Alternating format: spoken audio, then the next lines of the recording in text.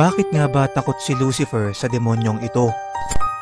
Mga kaibigan, isa ang demonyong ito sa kabilang sa mga dating high-ranking angels na naghimagsik sa Diyos at napatalsik mula sa langit kasama ni Lucifer.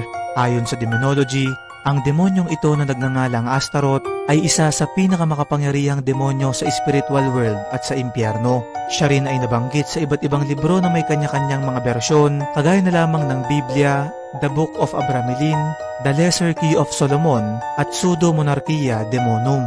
Siya ay inilalarawan bilang isang maputlang nilalang, maitim ang mga mata, at may buntot na parang ahas. Hindi literal na sinabi sa mga librong aking binanggit, natakot nga si Lucifer kay Astaroth, pero inilahad na ang kapangyarihan at malawak na kaalamang taglay nito ay sobrang binibigyang mataas na respeto ni Lucifer, na ayon pa nga sa ilang esoteric traditions ay yumuyuko pa si Lucifer pag dumadaan ito sa kanyang harapan.